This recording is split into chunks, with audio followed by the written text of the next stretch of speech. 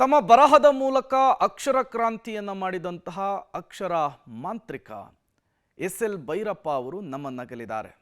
ಅವರ ಅಗಲಿಕೆ ನಿಜಕ್ಕೂ ಕೂಡ ಸಾರಸತ್ವ ಲೋಕಕ್ಕೆ ತುಂಬಲಾಗದ ನಷ್ಟ.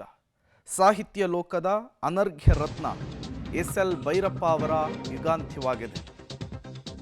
ರವೀಂದ್ರ ಕಲಾಕ್ಷೇತ್ರದಲ್ಲಿ ಎಸ್.ಎಲ್. ಭೈರಪ್ಪ ಅವರ ಅಂತಿಮ ದರ್ಶನಕ್ಕೆ ವ್ಯವಸ್ಥೆಯನ್ನು ಮಾಡಿಕೊಡಲಾಗ್ತಿದೆ.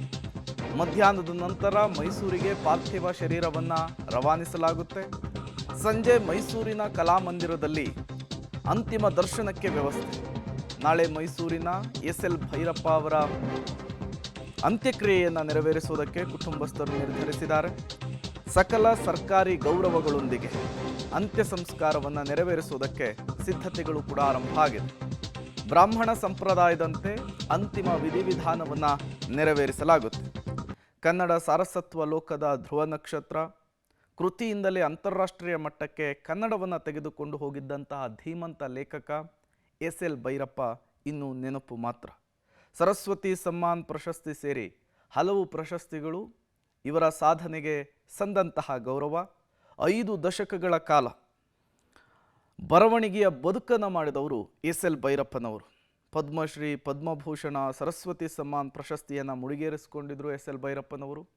ನಿನ್ನೆ 2:38 ನಮ್ಮನ್ನು ಅಗಲಿದ್ದಾರೆ. ಈಗಾಗಲೇ ಗಣ್ಯಾತಿ ಗಣ್ಯರು, ಪ್ರಧಾನಿ ನರೇಂದ್ರ ಮೋದಿಯವರಿಂದ ಹಿಡಿದು CM ಸಿದ್ದರಾಮಯ್ಯನವರವರೆಗೂ ಕೂಡ ಕಂಬನಿಯನ್ನು ಮಿಡಿದಿದ್ದಾರೆ. ಇವತ್ತು ರವೀಂದ್ರ ಕಲಾಕ್ಷೇತ್ರದಲ್ಲಿ ಇನ್ನೇನು ಕೆಲವೇ ಕ್ಷಣಗಳಲ್ಲಿ ಅಂತಿಮ ದರ್ಶನಕ್ಕೆ ವ್ಯವಸ್ಥೆಯನ್ನು ಕಲ್ಪಿಸಿಕೊಡಲಾಗುತ್ತೆ. ಮಧ್ಯಾಹ್ನದ ನಂತರ ಮೈಸೂರಿಗೆ ಪಾರ್ಥಿವ ಶರೀರವನ್ನು ಶಿಫ್ಟ್ ಮಾಡುವಂತಹ ಕೆಲಸ ಆಗುತ್ತೆ.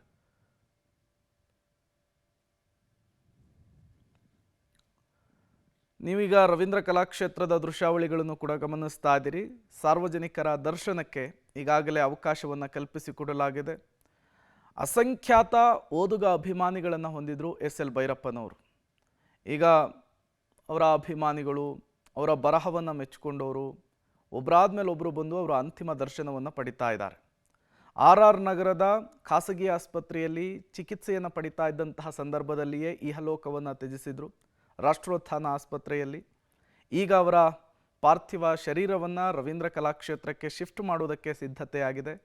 ಅದಕ್ಕೆ ಬೇಕಾದಂತಹ ಸಿದ್ಧತೆ ಹೇಗಿದೆ ಅನ್ನೋದನ್ನು ನೀವು ನೋಡ್ತಾ ಇದ್ದೀರಿ. ಒಂದು ಕಡೆ, ಮತ್ತೊಂದು ಕಡೆ ಆಸ್ಪತ್ರೆಯಲ್ಲಿರುವಂತಹ ಎಸ್.ಎಲ್. ಭೈರಪ್ಪ ಅವರ ಪಾರ್ಥಿವ ಶರೀರವನ್ನು ಕೂಡ ಗಮನಿಸ್ತಾ ಇದ್ದೀರಿ.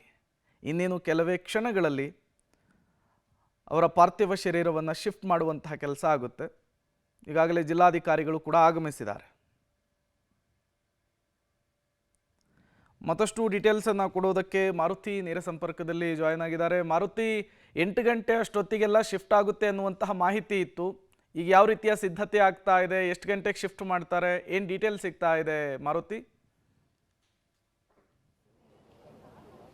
ಖಂಡಿತ ಪ್ರೇಮ್, 8 ಗಂಟೆ ಅಷ್ಟರಲ್ಲೆಲ್ಲ ರವೀಂದ್ರ ಕಲಾಕ್ಷೇತ್ರದಲ್ಲಿ ಅಂತಿಮ ದರ್ಶನಕ್ಕೆ ವ್ಯವಸ್ಥೆ ಮಾಡಲಾಗುತ್ತೆ ಅಂತ ನಿನ್ನೆ ಅಧಿಕೃತವಾಗಿ ಹೇಳಲಾಗಿತ್ತು. ಆದರೆ ಕುಟುಂಬಸ್ಥರು ಇನ್ನೂ ಆಸ್ಪತ್ರೆಗೆ ಬರದ ಕಾರಣದಿಂದ ಸ್ವಲ್ಪ ತಡ ಆಗ್ತಿದೆ. ನೇರವಾಗಿ ದೃಶ್ಯಗಳಲ್ಲಿ ತೋರಿಸ್ತಾ ಅದ್ರ ಬಗ್ಗೆ ಹೇಳ್ತಾ ಹೋಗ್ತೀನಿ. ರಾಷ್ಟ್ರೋತ್ಥಾನ ಆಸ್ಪತ್ರೆಯಲ್ಲಿ ಇನ್ನೂ ಸಹ ಸಾಕಷ್ಟು ಎಸ್.ಎಲ್. ಭೈರಪ್ಪ ಅವರ ಅಭಿಮಾನಿಗಳು ಕೂಡ ಇಲ್ಲೇ ಬಂದು ಅಂತಿಮ ದರ್ಶನ ಮಾಡ್ತಿದ್ದಾರೆ.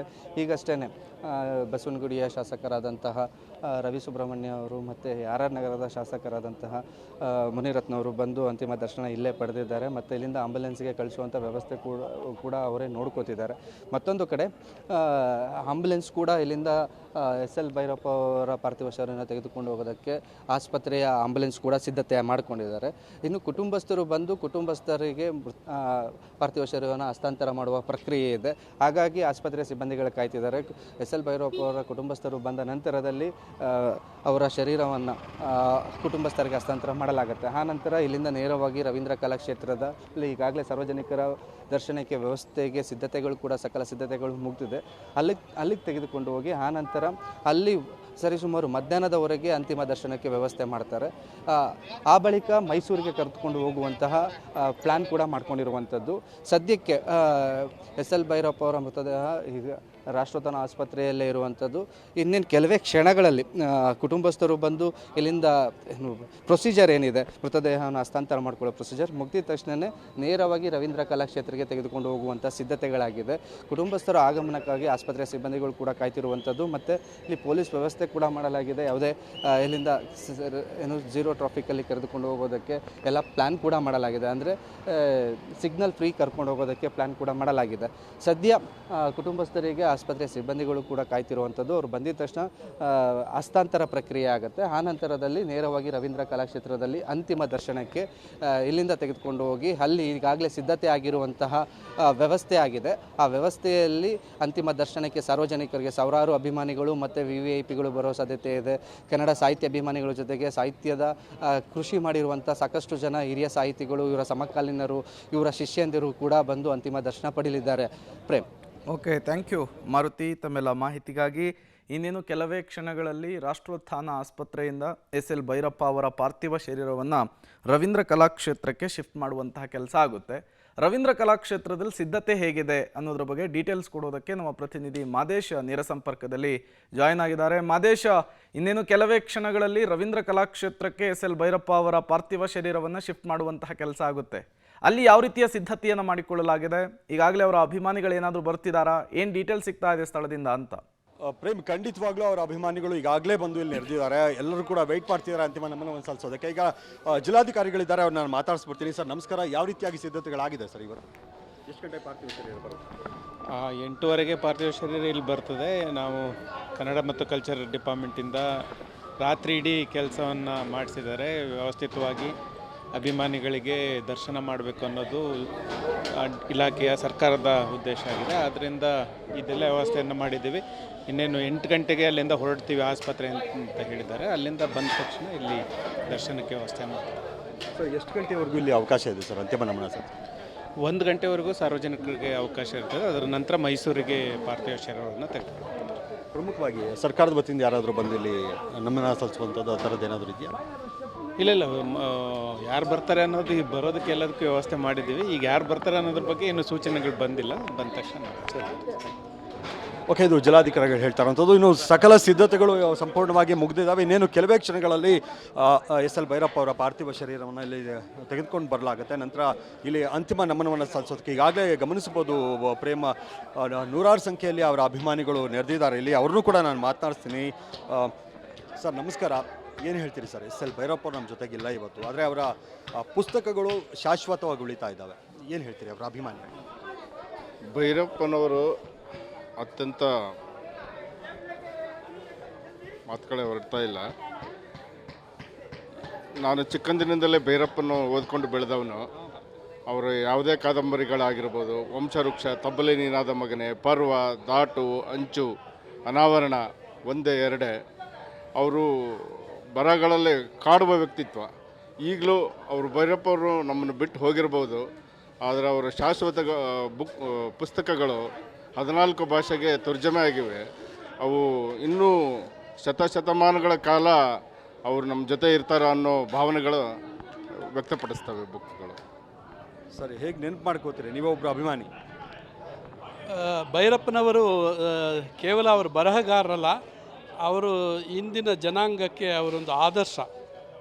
ಅವರ ಬರಹಗಳು ಕೇವಲ ಏನು ಹೆಚ್ಚಿಗೆ ಪ್ರಿಂಟ್ ಆಗಿವೆ, ಹೆಚ್ಚಿಗೆ ವ್ಯಾಪಾರ ಆಗಿದೆ ಅನ್ನೋದಲ್ಲ, ಎಷ್ಟು ಮನಸ್ಸಿನ ಮೇಲೆ ಪ್ರಭಾವ ಬೀರಿವೆ ಅನ್ನೋದು, ಭಾಳ ಪ್ರಭಾವ ಬೀರುತ್ತವೆ. ಕೆಲವು ಅವರ ಪುಸ್ತಕಗಳನ್ನು ಓದಿದಾಗ ನಮ್ಮ ಮನಸ್ಸಿನಲ್ಲಿ ಆಗತಕ್ಕಂಥ ಬದಲಾವಣೆಗಳಿವೆಲ್ಲ, ನಮ್ಮನ್ನು ಚಿಂತನೆಗಳು, ಯಾವ ರೀತಿಯ ಚಿಂತನೆಗಳು ಬರುತ್ತವೆ ನಮಗೆ. ಅದರಲ್ಲೂ ಪರ್ವ ಅಂತ ಕಾದಂಬರಿಯನ್ನು ಓದಿದ್ರೆ ನಮಗೆ ಮಹಾಭಾರತವನ್ನು ಈಗೂ ಅರ್ಥ ಮಾಡ್ಕೊಳ್ಬಹುದಲ್ಲ. ಒಂದು ಸಾಮಾನ್ಯ ಮನುಷ್ಯರಂತೆ ಬದುಕಿದಂತಹ ಅಂದಿನ ಮಹಾನುಭಾವರುಗಳ ಬಗ್ಗೆ ತಿಳ್ಕೊಳ್ಬಹುದಲ್ಲ ಅನ್ನೋ ಒಂದು ಭಾವನೆ ಬರುತ್ತೆ. ನೆಲೆ ಕಾದಂಬರಿಯನ್ನು ಓದಿದಾಗ ಜೀವನದ ಅರ್ಥ ಏನು ಅಂತ ಗೊತ್ತಾಗುತ್ತೆ. ವ್ಯಕ್ತಿ ತಂದೆ ತಾಯಿಯನ್ನೇ ದೂಷಣೆ ಮಾಡಿದಂಥ ಸಮಯದಲ್ಲಿ ಯಾವ ರೀತಿ ಇನ್ನೊಬ್ಬ ವ್ಯಕ್ತಿ ಹೇಳ್ತಾರೆ, ನಿನಗೆ ತಂದೆ ಕೊಟ್ಟಿರೋ ಜೀವ ಬೇಡ ಅಂದರೆ ಈಗಲೇ ಕಳ್ಕೊಂಬಿಡು ಅಂತ. ಅದು ಆ ಒಂದು ಮಾತು ಬಹಳ ಮನಸ್ಸಿನ ಮೇಲೆ ಪ್ರಭಾವ ಬೀರುತ್ತೆ. ಅವರ ಅನೇಕ ಕಾದಂಬರಿಗಳು ಎಲ್ಲರ ಮೇಲೆ ಪ್ರಭಾವ ಬೀರುತ್ತೆ. ನಾವು ಭೈರಪ್ಪನವ್ರನ್ನ ಕಳ್ಕೊಂಡಿರೋರು ನಾವು ಒಂಥರ ನತದೃಷ್ಟು ಅಂತ ಹೇಳಬೇಕಷ್ಟೇ. ಸೊ ಭೈರಪ್ಪನಂಥವರು ಅನೇಕರು ನಮ್ಮ ರಾಜ್ಯದಲ್ಲಿ ಹುಟ್ಟು ಬರಲಿ, ಅವರ ಕುಟುಂಬದವರಿಗೆ ಇಂಥ ಒಂದು ದುಃಖದ ಸಮಯದಲ್ಲಿ ಧೈರ್ಯ ತುಂಬಲಿ, ಭಗವಂತ ಧೈರ್ಯ ತುಂಬಲಿ, ಭೈರಪ್ಪನವರ ಆತ್ಮಕ್ಕೆ ಚಿರಶಾಂತಿ ದೊರಕಲಿ ಅಂತ ಅಷ್ಟೇ ಹೇಳಬಹುದು. ಅವರ ಪುಸ್ತಕಗಳ ಅಭಿಮಾನಿ ನಾನು. ನನ್ನ ಹತ್ರ ಅವರ ಹೆಚ್ಚು ಕಡಿಮೆ ಎಲ್ಲ ಪುಸ್ತಕಗಳು 24ಕ್ಕಿಂತ ಹೆಚ್ಚು ಪುಸ್ತಕಗಳಿವೆ. ಅದರಲ್ಲಿ 20ಕ್ಕೂ ಹೆಚ್ಚು ಪುಸ್ತಕಗಳನ್ನು ಓದಿದ್ದೆ. ಸರ್ ನೀವೇ ಹೇಗೆ ನೆನಪು ಮಾಡ್ಕೋತೀರಿ ಸರ್? ನೀವು ಎಷ್ಟು ವರ್ಷಗಳಿಂದ ಅವರ ಪುಸ್ತಕಗಳ ಅಭಿಮಾನಿ? ನಾನು ನನ್ನ ಕಾಲೇಜ್ ದಿನಗಳಿಂದ ಅವರನ್ನು ಓದ್ಕೊಂಡು ಬೆಳೆದವನು. ಓಕೆ.